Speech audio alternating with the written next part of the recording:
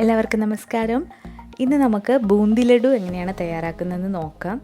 അപ്പോൾ വളരെ പെർഫെക്റ്റ് ആയിട്ടുള്ള ഒരു റെസിപ്പിയാണിത്. അപ്പോൾ നിങ്ങളിതുപോലെ ട്രൈ ചെയ്യുകയാണെങ്കിൽ നമ്മൾ കടയിൽ നിന്ന് വാങ്ങുന്ന അതേ രീതിയിൽ നമുക്ക് വീട്ടിൽ തന്നെ ലഡു ഉണ്ടാക്കിയെടുക്കാനായിട്ട് പറ്റും. അപ്പോൾ വളരെ കുറച്ച് ചേരുവകൾ മതി ഈ ലഡു തയ്യാറാക്കാനായിട്ട്. അതുപോലെ തന്നെ കുറച്ച് കാര്യങ്ങളൊക്കെ നന്നായിട്ട് ശ്രദ്ധിക്കുകയാണെങ്കിൽ വളരെ പെർഫെക്റ്റ് ആയിട്ടുള്ള ലഡു നമുക്ക് ഈസി ആയിട്ട് വീട്ടിൽ തന്നെ തയ്യാറാക്കി എടുക്കാം. അപ്പോൾ വീഡിയോയിലേക്ക് കിടക്കുന്നതിന് മുന്നേ നിങ്ങൾ ഈ ചാനൽ ആദ്യമായിട്ട് കാണുകയാണെങ്കിൽ സബ്സ്ക്രൈബ് ചെയ്യാൻ മടിക്കരുത്.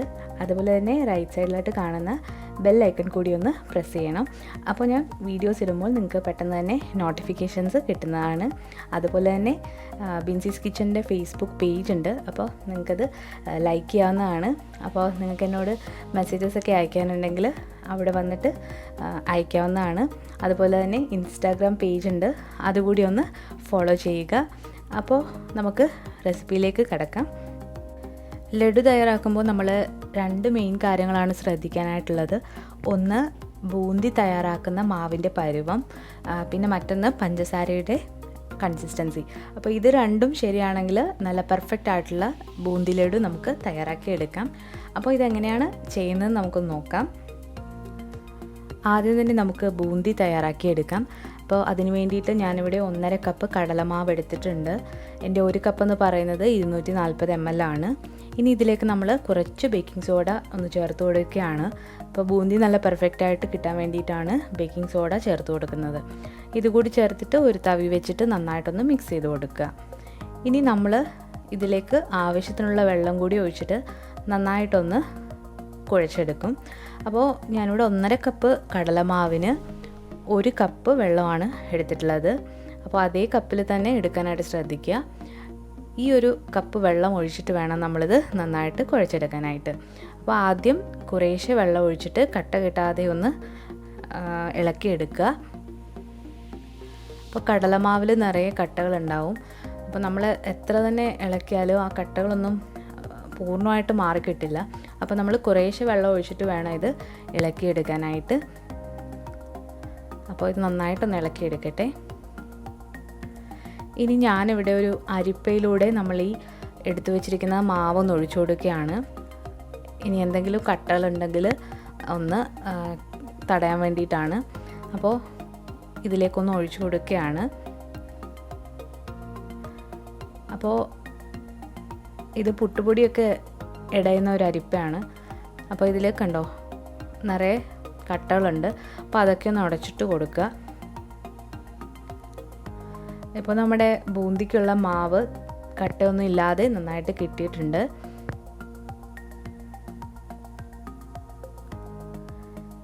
ഇത് പെട്ടെന്ന് എനിക്ക് തോന്നിയ ഒരു ഐഡിയ ആണ്. അപ്പോൾ അത് വളരെ ഈസിയാണെന്ന് എനിക്ക് തോന്നി. അപ്പോൾ നമ്മുടെ ബൂന്തിക്കുള്ള മാവ് ഇവിടെ റെഡി ആയിട്ടുണ്ട്. ഇതാണ് ഇതിൻ്റെ കൺസിസ്റ്റൻസി. അപ്പോൾ ഈ മാവ് ഒത്തിരി ലൂസും അല്ല ഒത്തിരി തിക്കും അല്ല, ഇതാണ് ഇതിൻ്റെ കറക്റ്റ് പരുവം. അപ്പോൾ ഇതാ നമുക്കൊന്ന് മാറ്റി വെക്കാം. ഇനി നമുക്ക് ഇതിലേക്ക് കുറച്ച് കളർ കൂടി ചേർത്ത് കൊടുക്കുന്നുണ്ട് ഞാൻ. അപ്പോൾ നിങ്ങളുടെ കയ്യിൽ കളറില്ലെങ്കിൽ സാരമില്ല, ചേർത്ത് കൊടുക്കേണ്ടതില്ല.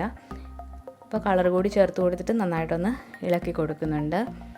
അപ്പോൾ കളറൊക്കെ യൂസ് ചെയ്യുമ്പോൾ നല്ല ക്വാളിറ്റിയുള്ള കളർ യൂസ് ചെയ്യാനായിട്ട് ശ്രദ്ധിക്കുക. ഇനി ഇത് മാറ്റി വെക്കാം. ഇതൊരു 1.5 കപ്പ് പഞ്ചസാരയുണ്ട്. ഇതിലേക്ക് ഞാൻ 1 കപ്പ് വെള്ളം കൂടി ഒഴിച്ചിട്ട് ഇതൊന്ന് പാനിയാക്കാനായിട്ട് പോവുകയാണ്.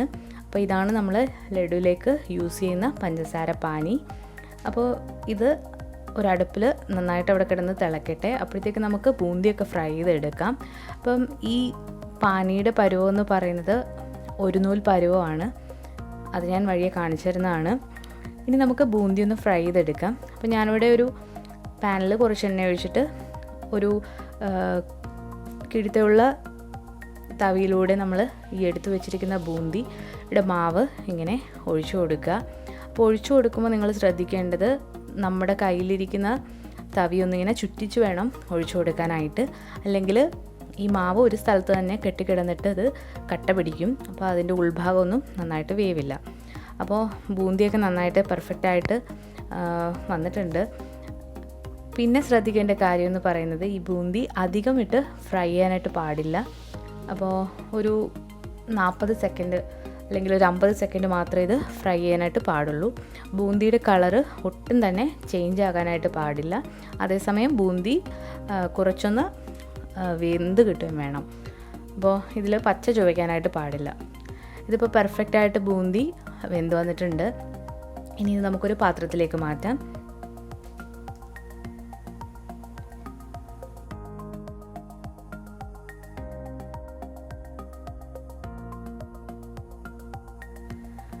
അപ്പോൾ ഇതുപോലെ തന്നെ നമ്മൾ എടുത്തു വെച്ചിരിക്കുന്ന ബൂന്തിയുടെ മാവ് ഇത് ഫ്രൈ ചെയ്ത് ബൂന്തിയാക്കി എടുക്കുക. അപ്പോൾ അതേസമയം നമ്മൾ അടുത്ത അടുപ്പിൽ പഞ്ചസാര പാനിയാക്കാൻ വേണ്ടിയിട്ട് വെച്ചിട്ടുണ്ട്. അപ്പോൾ അത് നമുക്കിടയ്ക്ക് ശ്രദ്ധിച്ചുകൊണ്ടിരിക്കുക. ഇത് ചൂടോടെ തന്നെ വേണം ആ പാനിയിലോട്ട് ഇട്ട് കൊടുക്കാനായിട്ട്. അപ്പോൾ ബൂന്തിയെല്ലാം ഫ്രൈ ചെയ്തെടുക്കാം. നമുക്കിനി പഞ്ചസാര ലൈനി എന്തായാലും നോക്കാം. അപ്പോൾ ഇത് ഏകദേശം റെഡി ആയിട്ടുണ്ട്. ഇനി ഇതിലേക്ക് ഞാനിവിടെ 3 ഗ്രാമ്പു ആണ് ചേർത്ത് കൊടുത്തിട്ടുള്ളത്. അപ്പോൾ ഫ്ലേവറിന് വേണ്ടിയിട്ട് നിങ്ങൾക്ക് ഏലക്കാപ്പൊടിയും ചേർത്ത് കൊടുക്കാം. അപ്പോൾ ബൂന്തി മൊത്തം ഞാനിവിടെ ഫ്രൈ ചെയ്തെടുത്തിട്ടുണ്ട്. ഇതിലേക്ക് കുറച്ച് റൈസിൻസ് മുന്തിരിങ്ങ കൂടി നെയ്യിൽ വറുത്ത് ഇട്ടിട്ടുണ്ട്. അപ്പോൾ ഇതാണ് ബൂന്തി. അപ്പോൾ എല്ലാം നല്ല പെർഫെക്റ്റായിട്ട് വന്നിട്ടുണ്ട്. നമ്മുടെ പഞ്ചസാര ലായനി ഇവിടെ റെഡിയായി കഴിഞ്ഞു. അപ്പോൾ ഇത് നമുക്കിനി ഒരു നൂൽ പരുവായോ എന്നൊന്ന് നോക്കാം. അപ്പോൾ ഇത് നല്ല ചൂടായിരിക്കും. അപ്പോൾ സൂക്ഷിച്ച് മാത്രം കൈകാര്യം ചെയ്യുക. കുറച്ച് ലൈനി എടുത്തിട്ട് നമ്മളിങ്ങനെ നോക്കുക. ഇതിപ്പോൾ നിങ്ങൾക്ക് കാണാം ഇത് 1 സ്ട്രിങ് ആയിട്ടുണ്ട്. അപ്പോൾ ഇതാണ് ഇതിൻ്റെ കറക്റ്റ് കൺസിസ്റ്റൻസി. ഇനി ഇത് നമുക്ക് സ്വിച്ച് ഓഫ് ചെയ്തിട്ട് ഈ ബൂന്തി ഇതിലേക്ക് നമുക്ക് ഇട്ട് കൊടുക്കാം. അപ്പോൾ ഇത് അടുപ്പിൽ നിന്ന് മാറ്റി വെച്ചിട്ടുണ്ട്. ചൂടോടെ തന്നെ നമ്മൾ ഈ ഫ്രൈ ചെയ്ത് വെച്ചിരിക്കുന്ന ബൂന്തി ഇതിലേക്ക് ഇട്ട് കൊടുക്കുകയാണ്.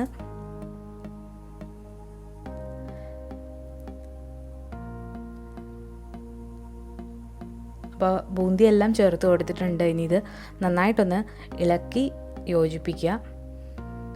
അപ്പോൾ നിങ്ങൾക്കിങ്ങനെ ഒരുപാടിങ്ങനെ ബോൾസായിട്ട് കിടക്കുന്ന ഇഷ്ടമല്ലെങ്കിൽ കുറച്ച് ബൂന്തി എടുത്ത് ഒരു മിക്സിയിലിട്ട് ഒന്ന് പൊടിച്ചിട്ട് ചേർത്ത് കൊടുക്കാവുന്നതാണ്.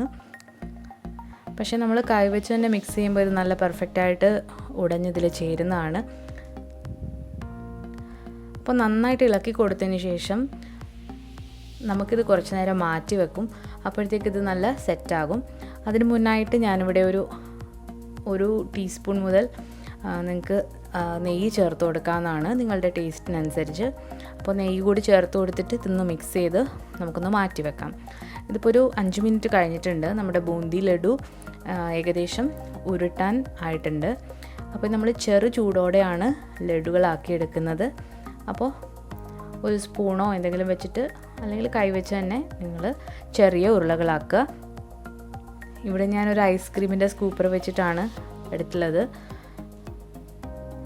ഇതിനി നന്നായിട്ട് പ്രസ് ചെയ്ത് ഉരുളകളാക്കുക. ഇത് കയ്യിൽ ഒട്ടിപ്പിടിക്കുന്നുണ്ടെങ്കിൽ കുറച്ച് നെയ്യ് കൂടി നിങ്ങളുടെ കയ്യിൽ തടവി കൊടുക്കാവുന്നതാണ്. ഇങ്ങനെ ഒന്ന് പ്രസ് ചെയ്ത് കൊടുക്കുക. അപ്പോൾ നല്ല പെർഫെക്റ്റ് ആയിട്ടുള്ള ലഡ്ഡൂസ് കിട്ടും.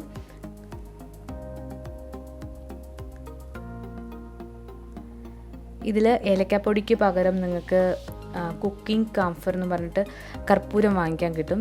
അപ്പോൾ അത് ഉണ്ടെങ്കിൽ അത് ചേർത്ത് കൊടുക്കാം. അപ്പോൾ ഇതുപോലെ ഓരോ ഉരുളകളാക്കി എടുക്കുക. നിങ്ങൾക്ക് കളറിന് പകരം ഇതിൽ കുങ്കുമപ്പൂ ചേർത്ത് കൊടുക്കാവുന്നതാണ്. അതിൻ്റെ ടേസ്റ്റ് ഇഷ്ടമുള്ളവർക്ക് അത് ചേർത്ത് കൊടുക്കാം. അപ്പോൾ ഇതുപോലെ എല്ലാ ലഡുവും ഉരുട്ടിയെടുക്കുക. ചൂടോടെ തന്നെ ഉരുട്ടാനായിട്ട് ശ്രദ്ധിക്കുക. ഇതിപ്പോൾ നമ്മൾ എല്ലാം ഉരുട്ടിയെടുത്തിട്ടുണ്ട്. അപ്പോൾ ഞാൻ ഈ അളവിന് ഒരു 17 ലഡു ഉണ്ടാക്കിയെടുത്തിട്ടുണ്ട്. അപ്പോൾ വളരെ ഈസിയാണ് തയ്യാറാക്കാനായിട്ട്. കുറച്ച് കഴിയുമ്പോഴത്തേക്കും ലഡു എല്ലാം നല്ല സെറ്റായിട്ട് പെർഫെക്റ്റായിട്ട് വന്നിട്ടുണ്ട്.